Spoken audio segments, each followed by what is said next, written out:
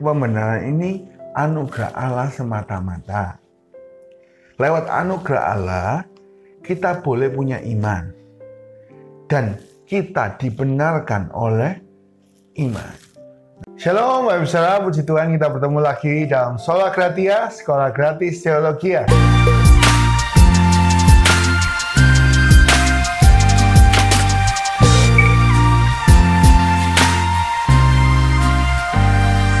Hari ini kita sampai di pelajaran kita yang ke-8. Kita belajar dari 12 konsep keselamatan. Pelajaran yang ke-8 adalah pembenaran atau justification.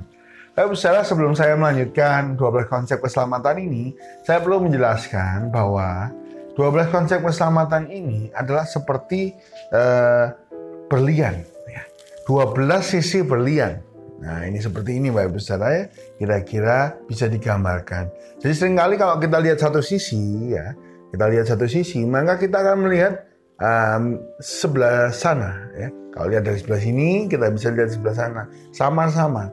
Jadi seringkali 12 sisi keselamatan ini, 12 konsep keselamatan ini bisa kita lihat kadang berhubungan. Ya, mungkin kita lihat sebelah sini, bisa lihat mirip sebelah sana, tapi tidak sempurna lihat sebelah sana. Jadi kita semua kalau belajar 12 konsep keselamatan, mungkin ada yang beberapa yang mirip, ya, atau saling menyinggung satu sama lain.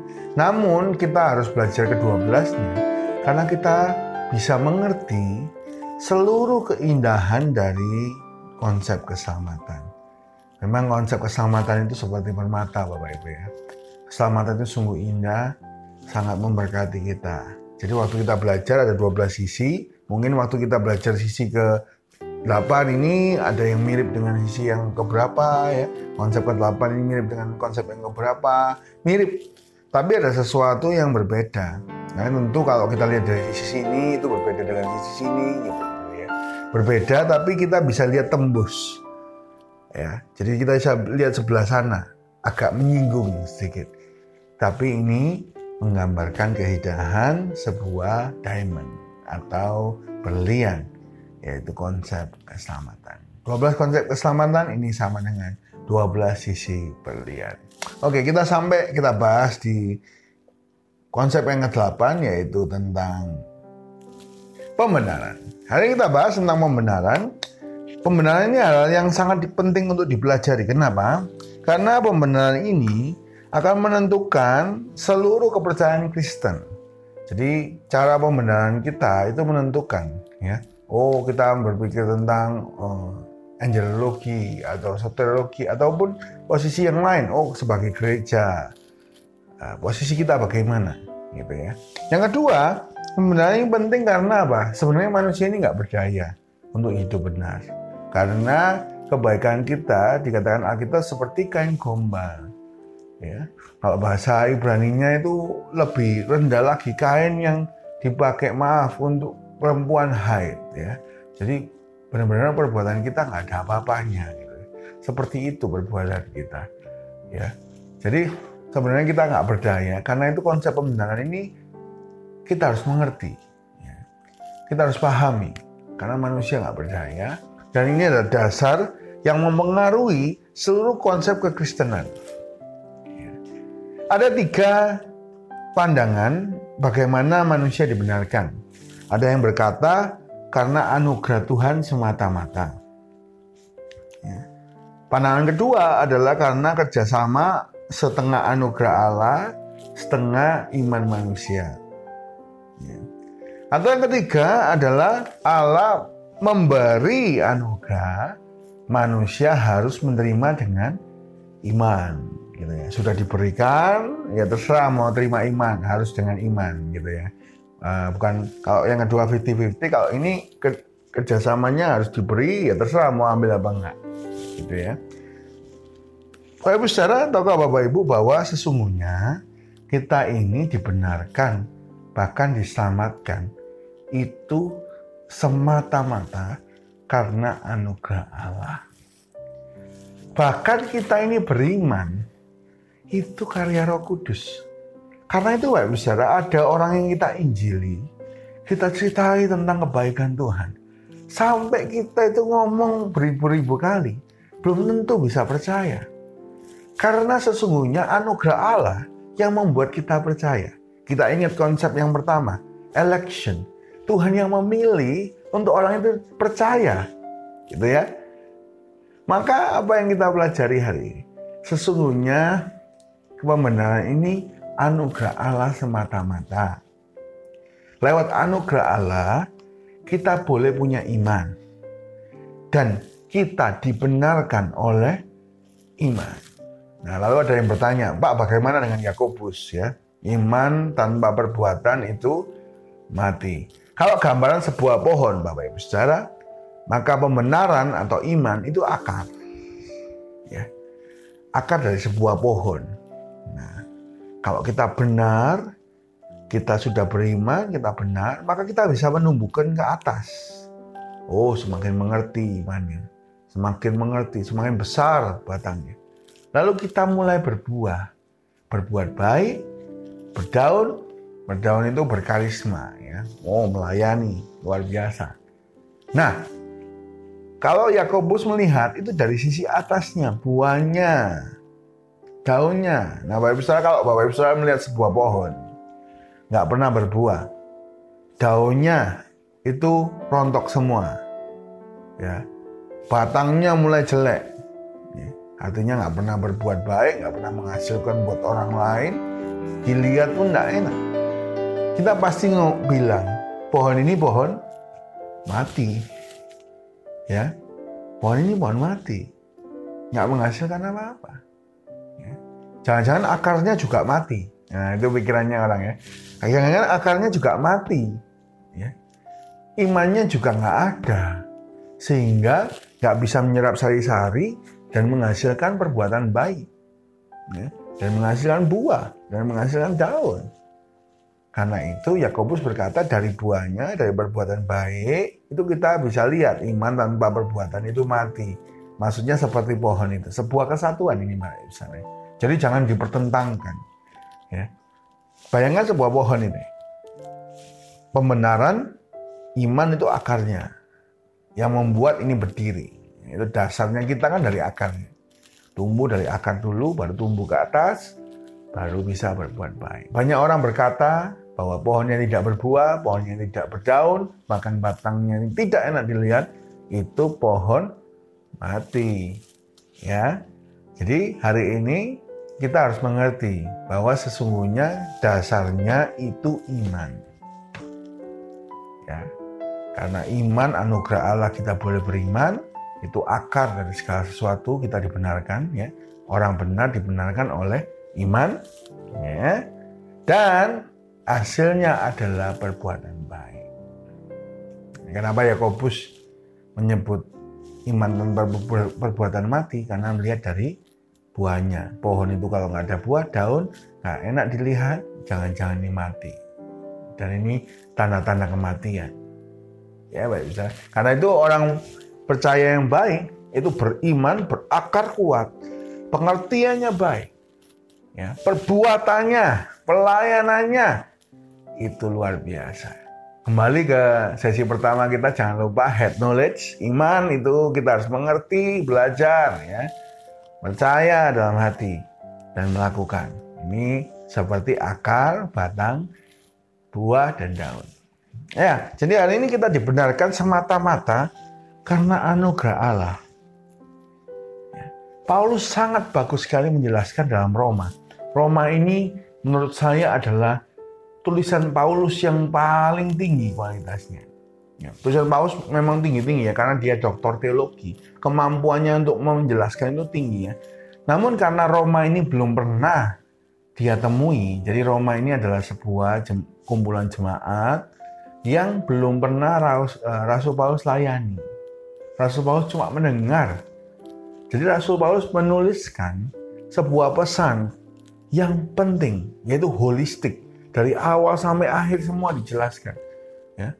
Roma itu adalah sebuah karya tulisan yang luar biasa supaya seorang yang belum mengenal Rasul Paulus boleh mengerti semua ilmunya. Gitu ya. Nah, dalam Roma, ini Rasul Paulus luar biasa. Dia menulis ada 3 tipe orang di dunia ini. Yang pertama, orang ateis. Roma 1 ayat 8 sampai 32. Ya, ayat kuncinya ayat 20 dan 32. Ini orang ateis, orang nggak beragama, ya. Dia nggak percaya Tuhan, ya, perbuatannya seperti itu, pelaliman dan sebagainya. Yang kedua adalah orang baik, ya. Roma 2 ayat 1 sampai 16. Ya, jadi orang ateis, orang baik nomor 2.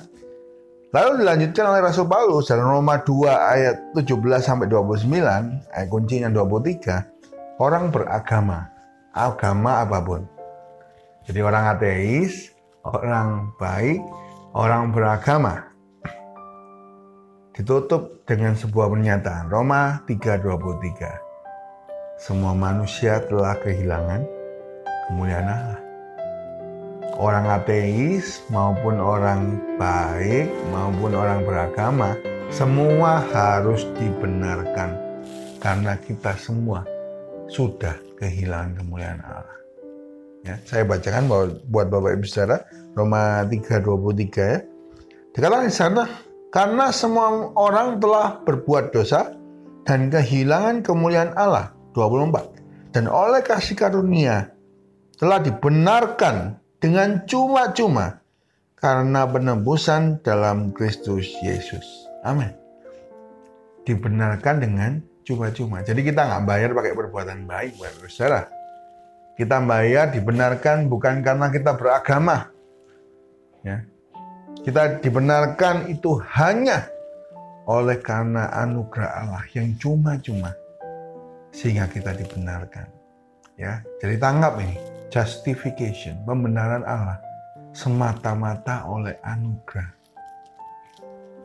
Ya, jadi kalau kita melihat ada orang ateis, ada orang baik, merasa baik itu cukup. Ada orang merasa baik itu cukup. Ada orang merasa karena agamanya yang dari kecil itu bisa dibenarkan. Dengar baik-baik.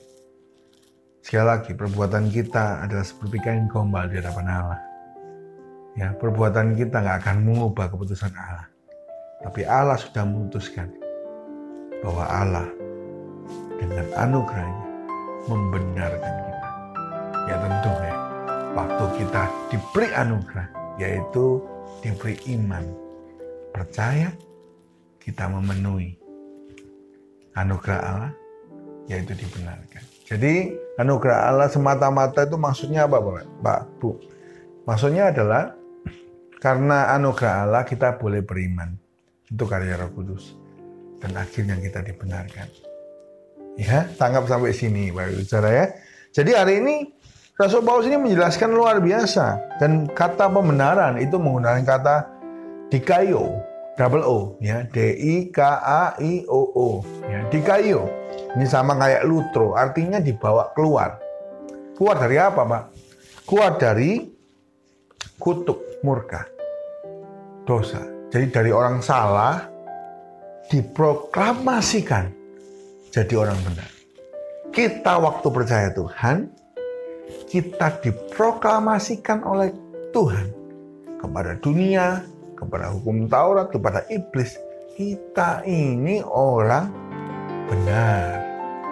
Posisi kita sudah digeser, ya. Ingat ya, dari kita orang salah, orang berdosa, hamba dosa, dipindahkan oleh Allah menjadi orang benar. Ya, orang benar. Jadi Bapak Saudara, pembenaran ini artinya adalah kita diproklamasikan jadi orang benar. Kata benar ini dalam Perjanjian Baru ada 36 kali dan paling banyak dipakai di Roma. Ya, 14 kali. Jadi kalau mau belajar tentang pembenaran memang banyak baca surat Roma, ya. Surat Roma ini surat spesial ya, oleh Rasul Paulus. Jadi kita belajar hari ini, kita dibenarkan semata-mata oleh anugerah Allah yang membuat kita beriman dan menerima pembenaran dari Allah. Ya. Apa sih Pak akibatnya kalau kita ini dibenarkan? Apa untungnya kita ini dibenarkan? Ya. Apa bedanya? Nah, proklamasi kebenaran itu menentukan banyak hal, Mbak. Misalnya. Contohnya apa? Yang pertama, hasilnya kita dibenarkan. Kita lepas, bebas dari hukuman. Ya, Roma 8 ayat 1. Kita bebas dari hukuman. Hukuman maut, kutuk, kita bebas. Orang benar, Bapak Ibu Saudara. Kalau orang salah, itu banyak hukumannya. Loh, salah kan? Ya kalau kita di Indonesia atau kita di negara manapun, loh kalau kita salah melanggar hukum, kita pasti dihukum. Ada hukumannya, entah itu cambuk kah, entah itu masuk dalam balik tirai besi kah, atau bahkan ada yang hukuman mati kah. Nah kalau orang benar, hilang semua hukumannya. Ya, jadi Allah itu secara judisial memindahkan kita, judisial hukum, dari orang yang bersalah jadi orang yang benar. Betapa kita harus bersyukur. Nah, Bapak Ibu Saudara, jadi hasilnya apa? Yang pertama, pembebasan dari hukuman. Roma 8 ayat 1. Jadi Bapak Ibu Saudara, kita tidak lagi boleh diintimidasi oleh iblis. Wah, kamu lo salah, kamu lo berdosa. Dengar baik-baik Bapak Ibu Saudara. Ya. Kita semua adalah orang benar karena dibenarkan oleh Allah. Jadi nggak ada lagi intimidasi iblis yang perlu kita dengarkan. Siapa mengaku dosa, Tuhan setia dan adil mengampuni kita semua. Bahkan posisi kita sudah jadi orang benar, nggak ada hukuman lagi. Ya. Kuasa Allah menyertai kita. Yang kedua Bapak Ibu Saudara, hasil pembenaran itu adalah pembebasan dari murka Allah. Ya. Bebas dari murka Allah. Nah, ini penting. Bebas. Kalau kita dimurkai Allah, wah, malapetaka menyertai kita terus. Ya, hukuman menyertai kita terus. Aduh, aku dapat malapetaka, aku dapat murka Allah. Wah, keluargaku kok, aku punya keturunan kayak ada kutuknya gitu ya. Wah, ada yang takut mungkin misalnya yang mendengar, wah aku punya kutuk dari nenek moyang. Kita dibenarkan, artinya semua kutuk dipatahkan. Kita bebas dari murka Allah, bukan dapat malapetaka, tapi dapat berkat Tuhan. Ya, bebas dari hukuman, bebas dari murka Allah, artinya tidak ada malapetaka. Yang ketiga adalah permuliaan saat mengangkatan. Roma 8 ayat 30. Karena orang benar, waktu kita nanti diangkat Tuhan, kita dipermuliakan. Ya. Wah, indah sekali ya. Satu kali kita ini dijemput sama Tuhan. Kita datang, kita dimuliakan. Kita berbahagia karena kita orang benar. Ingat ini Bapak Ibu Saudara. Orang benar, kalau orang benar itu nggak pantas dapat hukuman. Kalau orang benar itu pasti di mata hukum nggak ada murka, nggak ada kutuk. Dan orang benar itu diangkat, dimuliakan. Ya. Jadi hari ini kita bukan orang benar asalnya, tapi dibenarkan oleh Allah. Karena itu kita harus berterima kasih kepada Allah. Oleh anugerahnya kita dibenarkan. Ya, Bapak Saudara, jadi tangkap pesan ini. Jangan lagi mau ditipu sama iblis. Kalau kita orang yang sudah percaya Tuhan, kita ini dibenarkan. Orang benar. Orang benar itu doanya besar, kuasanya. Orang benar itu disertai kebaikan Tuhan. Jadi jangan ada yang berkata, wah aku disertai kutuk, wah aku punya problem. Ayo kita selesaikan semuanya. Aku orang benar. Kuasa iblis sudah dikalahkan. Kalau ada kutuk kita patahkan. Kalau ada malapetaka kita tolak. Ya. Karena orang benar doanya besar kuasanya. Ya. Bila kita hidup sesuai kehendak Tuhan, kita berbuat baik, kita hidup benar karena kita sudah punya iman yang benar. Iman itu dianugerahkan oleh Allah. Karena itu kita harus bersyukur. Kita dibenarkan oleh Allah. Semoga Bapak Ibu Saudara mengerti ini dan dibebaskan dari rasa takut yang tidak jelas ataupun dibuat oleh iblis, sehingga kita seringkali terintimidasi, rasanya pengen berhenti pelayanan, rasanya ketakutan. Kita sama-sama doa, kita patahkan hari ini semua kutuk, karena Tuhan sudah benarkan kita sudah hidup dalam kemurahannya, bahkan satu kali kita dipermuliakan, karena kita masuk surga, kita sudah dibenarkan. Begitu. Mari kita sama-sama berdoa. Tuhan Yesus, terima kasih kami semua boleh mengerti kebenaran bahwa oleh anugerah Tuhan, kami sudah dipindahkan dari orang yang bersalah kepada orang yang benar. Iman kami itu ada karena anugerah Allah, dan bila kami menjaganya, dengan kami hidup semakin mengerti kehendak-Mu, dan kami mau berbuah kebaikan dan hidup yang memuliakan Tuhan. Kami hari ini berdoa untuk siapa yang mendengar. Tuhan, kami berdoa supaya kami diperbarui pemikiran kami, sehingga kami bukan ketakutan kalah dengan intimidasi iblis, tapi kami tahu kebenaran yang memerdekakan, bahwa kami posisinya sudah orang benar besar kuasanya, orang benar doanya bila yakin didoakan. Sangat besar kuasanya dan Tuhan mau mendengar karena kami orang benar. Kami berdoa hari ini, kami patahkan semua kutuk yang mengikat setiap orang yang mendengar hari ini. Dari YouTube ini, kami patahkan dalam nama Yesus. Oleh kuasa Tuhan Yesus di atas kayu salib pengorbanannya, semua kutuk sudah dipatahkan. Kutuk kemiskinan, kutuk kesakitan, kutuk perceraian, kutuk semua yang buruk, kami patahkan dalam nama Yesus. Yang ada dalam hidup kami adalah kami sudah dibenarkan dan jalan dalam kehendak Allah yang membawa kami kepada hidup yang berbahagia, kepuasan di dalam Tuhan, dan masa depan yang cerah penuh pengharapan, bukan kecelakaan. Terima kasih Bapak.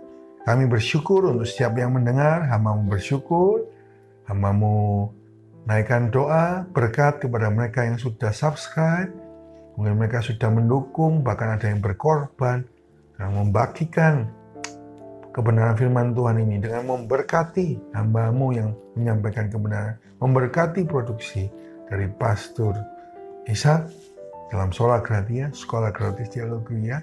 Kiranya Tuhan memberkati semua yang sudah mendukung dengan berkat yang melimpah, kesehatan, kekuatan daripada Tuhan, dan rohani yang terus bertumbuh-tumbuh.